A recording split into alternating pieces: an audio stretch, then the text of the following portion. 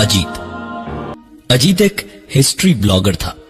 पुराने museums, palaces पर जा जाकर उनकी तस्वीरें लेना, वहां के लोगों से वहां की पुरानी कहानियां जानने का और फिर अपने ब्लॉग पे वो सब कुछ एक कहानी की तरह पोस्ट करना उसका काम था और उसी से उसकी रोजी रोटी भी बड़े आराम से चल रही थी। अजीत ने हाल फिलहाल ही एक महल के बारे में सुना था जिससे उसे देखने की उसकी चाहत बहुत तेज हो गई। नदी के किनारे एक काफी पुराना और थोड़ी खस्ता हालत में ये मुगल महल आज भी एक छोटे मोटे म्यूजियम की तरह चलाया जाता है। अजीत ने सारा जरूरी सामान बांधा और निकल पड़ा। स्टेशन के पास एक होटल में चेक इन किया और सामान रखकर निकल पड़ा। नदी के पास पहुंचकर उसने बोट ली और कुछ 15 मिनट में महल तक पहुंच गया। वहां अंदर जाकर जैसे अजीत की लॉटरी निकल आई। चारों ओर इतनी सारी चीजें थी पुरानी पुरानी, भाले, तलवारें, ढाल, एक दो बग्गियां थी, बड़े बड़े भारी कवच, सैनिकों की जंग में पहने जाने वाले हेलमेट और कई सारी पुरानी पेंटिंग्स।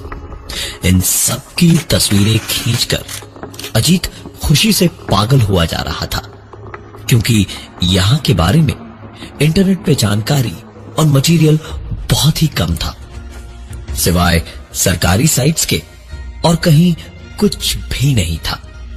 हथियारों के कमरे से आगे बढ़ा तो अजीत के सामने बेहद भारी शीशम की लकड़ी और लोहे से बना पलंग था, बैठकें थी और कुछ पीढ़े थे।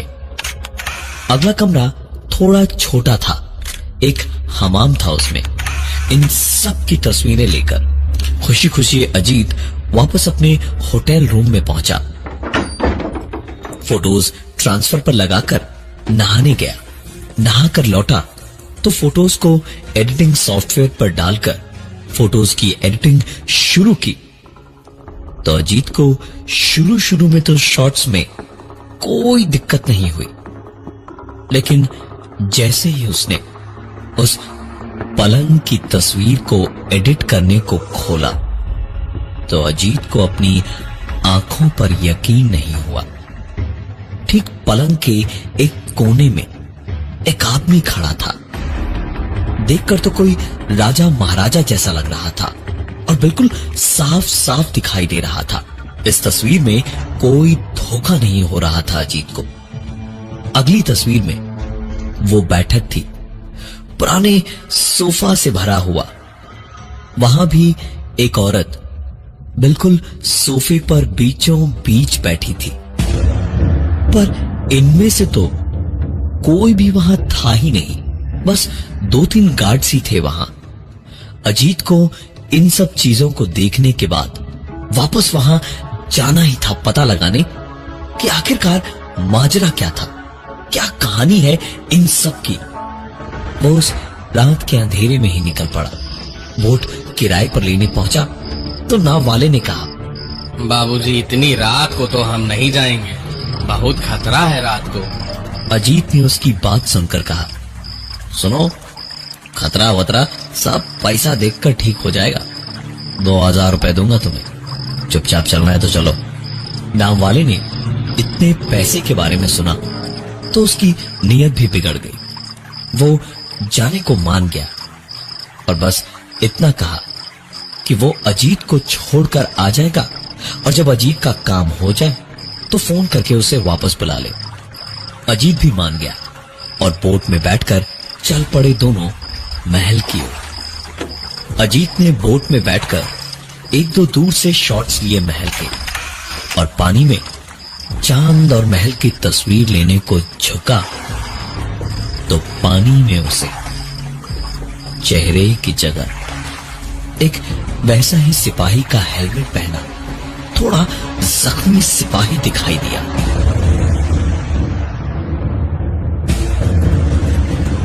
अजीत का रगों में बहता खून बर्फ जैसा ठंडा पड़कर जमने सा लगा।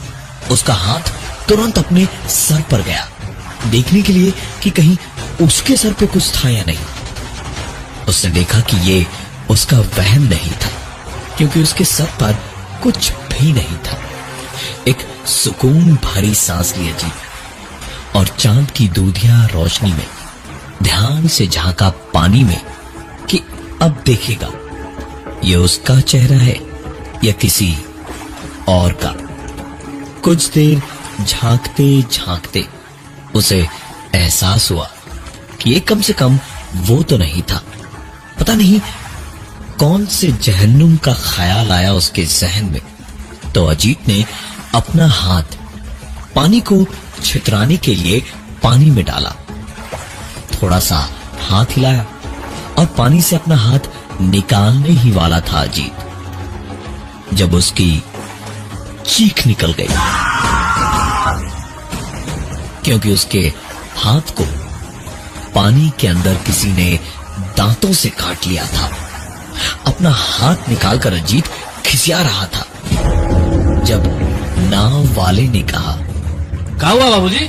पानी में सिपाही का चेहरा दिखा क्या? अजीत थोड़ा घबरा गया कि इसे कैसे पता चल गया। उसने पलट के पूछा, तुम्हें कैसे पता कि सिपाही का चेहरा दिखा या कुछ और? नाव वाले ने कहा, बाबूजी इस महल का रिवाज है, जिस जिसको सिपाही का चेहरा दिखता है उन सब की मौत हुई है। आपका खून मांग रहा है महल, मत जाइए, हमारी बात मानिए। इतना कहकर नाव वाले ने नाव घुमाई और उसके बाद किनारे पर बोट टिकाई और अजीत को उतरने का इशारा किया। तो पहले तो अजीत ने जाने से मना कर दिया, लेकिन फिर नाव वाले ने एक बात कह दी कि वो चुपचाप उतर कर चला गया। उस नाव वाले ने कहा था, बाबूजी आप शहर के अच्छे घर के हैं, काहे फर्जी मरना चाहते हैं भाई? चले जाइए, अगर दोबारा लौट आए तो हम भी बचा ना पाएंगे आपको। अजीत ने सोचा कि यह आदमी यही का रहने वाला है और जिस तरह से कह रहा है जरूर सही कह रहा होगा। तो रात को न जाकर वापस दिन में जाएगा, जब वहां और भी लोग होंगे, तो उस वक्त कोई खतरे वाली बात नहीं होगी। रात भर अजीत अपने होटल में लैपटॉप के सामने बैठा उन तस्वीरों को देखता रहा। हर तस्वीर में एक न एक परछाई साफ दिखाई दे रही थी। लिहाजा जैसे सोचा था उसी हिसाब से अजीत सवेरा होते ही निकल पड़ा वापस उस महल के लिए। और नाव में जाते जाते बार बार अजीत नदी के पानी में अपने चेहरे को देखने की कोशिश करता रहा। चेहरा बिल्कुल ठीक था और आखिरकार उसे लगा कि अंधविश्वास में नाव वाले ने भी उसे डरा दिया। अंधेरे में उसी को खुद ही वहम हुआ होगा। अजीत उतरा और सीधा पहुंच गया उसी बैठक वाले कमरे में जहां पलंग और बड़ी कुर्सी रखी थी। पलंग को देखते देखते जैसे पता नहीं कैसी एक बेहोशी सी छा गई। अजीत एक के बाद एक कदम बढ़ाता हुआ उस पलंग की ओर बढ़ा और उस पर बिल्कुल उसी जगह पर जाकर बैठा जहां उसने तस्वीर में एक साए को देखा था। और उस पर बैठते ही ऐसा लगा जैसे जिंदगी में कभी अजीत आज के बाद खुश नहीं होगा। आज तक जो छोटी से छोटी भी उसने खुशी देखी, सुनी या महसूस की, वो सब कुछ झूठ था। और हर उस खुशी के पल में भी एक न एक खुशी बिगाड़ देने वाली बात उसे याद आ गई। बिल्कुल ऐसा लग रहा था जैसे कि जीना बेकार है और अपनी जान वो खुद ही ले ले। वहां बैठकर लगा जैसे खुद मौत ने अपना बर्फीला ठंडा हाथ बढ़ाकर अजीत के माथे को छू लिया।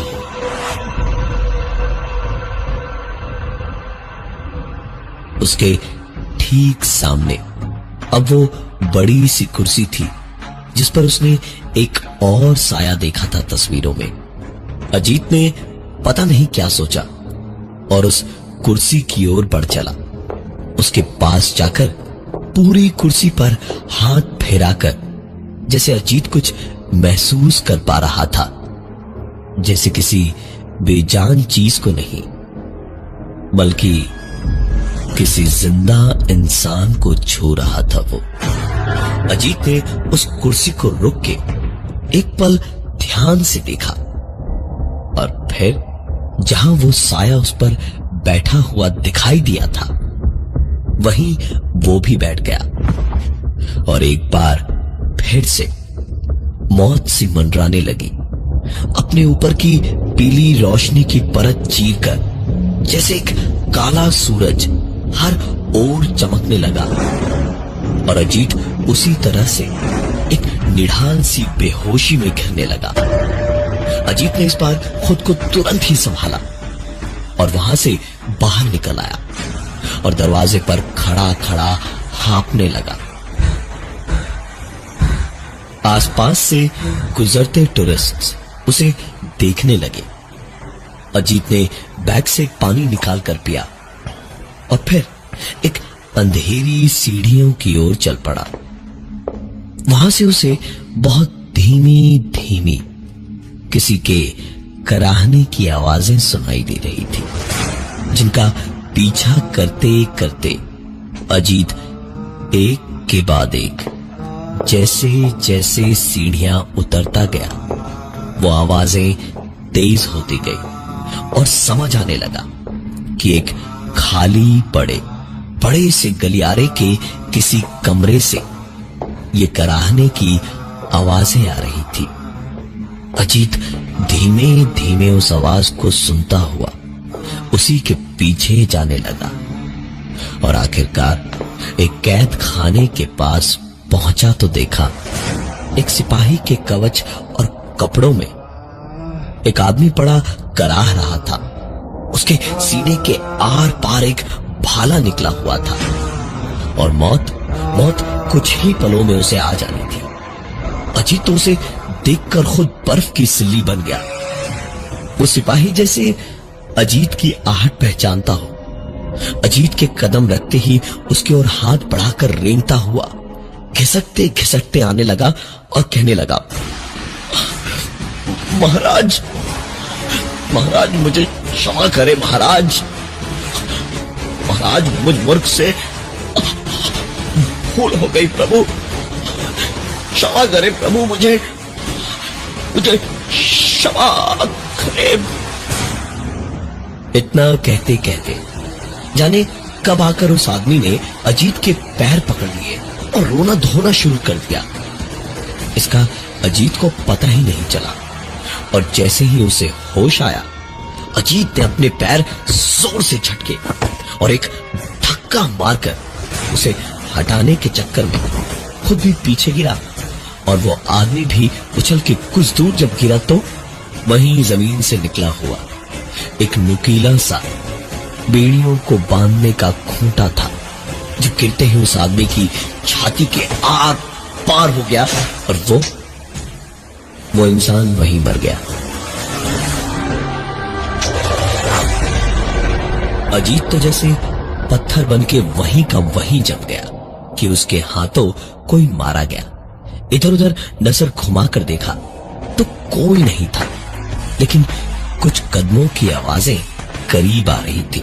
वो तुरंत वहां से बाहर भागा और देखा तो दो टूरिस्ट घूमते हुए उसी तरफ आ रहे थे। अजीत ने उन्हें आवाज लगाई और बुलाया तो वो भागे भागे आए और उन्हें अजीत अंदर वो मरा हुआ सिपाही दिखाने ले गया। तो अजीत को एक झटका और लगा क्योंकि वहां कोई नहीं था। एक खाली सी पुराने जमाने की जेल की कोठरी थी।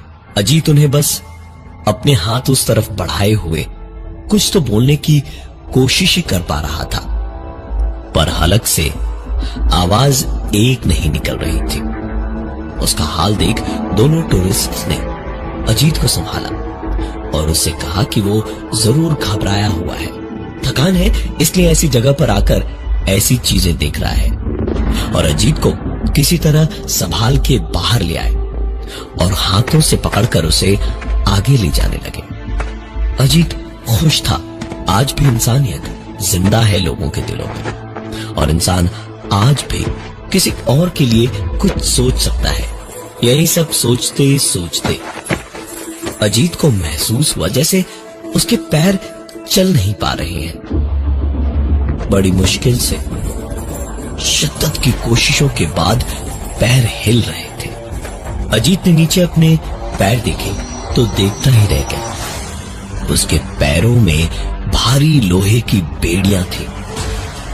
नजर हटी और हाथों पर आए तो हाथों में भी जंजीरें और पुराने जमाने की हथकड़ियां थी। अजीत चाह के भी चीखना तो दूर, आवाज भी नहीं कर पा रहा था। नजर बेड़ियों से हटी तो अब नजर उन दोनों टूरिस्ट्स पर, जो टूरिस्ट नहीं सिपाही थे, उन पर गई। उनमें से एक ने कहा, सेनापति ने राज्य विजय कर लिया है, अब आपकी आवश्यकता नहीं है किसी को भी। इतना कह के एक कोठरी में अजीत को फेंक दिया उन लोगों ने। अजीत न हिल पा रहा था, न इन सब चीजों पर विश्वास कर पा रहा था। अजीत जानता था कि चीखेगा नहीं तो कोई नहीं बचाने वाला वहां।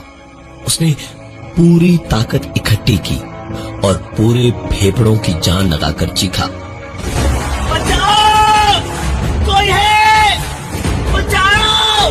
उस कोठरी का भारी पत्थर वाली छत का दरवाजा सरका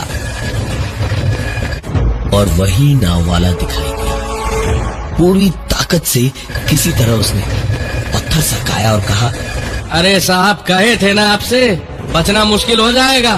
खैर, अब घबराने की बात नहीं है, हम आ गए हैं ना, निकाल लेंगे आपको, परेशान ना होइए आप। इतना कह के उसने दनादन सारी बेड़ियां खोली और अजीत को लेकर वहां से निकल गया और सीधा अपनी नाव में लाकर बिठा के चप्पू चलाने लगा। अजीत बार बार मुड़ मुड़ के महल की ओर देख रहा था। जब उस नाव वाले ने बताया कि जमानों पहले सेनापति ने वहां गद्दारी करके दूसरे राज्य के साथ मिलकर राजा बनने के लिए हमला बोल दिया था और नदी पार किए बिना तो महल तक जा नहीं सकते थे, तो कुछ लोगों को एक नाव वाले के पास छुपाया था। डरा घबराया तो उसे उसकी और उसके परिवार की जान का डर दिखा के उसे चुप करवा दिया। राजा ने विद्रोह कुचल डाला और नाव वाले को गद्दारी और राष्ट्रद्रोह के इल्जाम में मौत की सजा दी। तो उसने मरते मरते एक ही बात कही, हे नृशंस राजा, मुझ पे मिथ्या आरोप लगा के मुझे मृत्यु दंड दिया जा रहा है। मैंने कोई द्रोह नहीं किया। आप ही बताइए राजन, मेरे स्थान पे आप होते तो क्या परिवार के लिए इतना भी ना करते आप? लेकिन जब उसकी एक न सुनी गई तो उसने मरते हुए श्राप दिया, हे राजन, इस जन्म में और तेरे अगले 7 जन्मों में तेरा काल मैं ही बनूंगा। जब तक तुझे 7 बार नहीं मार देता मुझे मुक्ति नहीं मिलेगी, मुझे मुक्ति नहीं मिलेगी। अगले 1 हफ्ते में पूरा राज्य पड़ोसियों ने साफ कर दिया और बचा तो सिर्फ ये महल।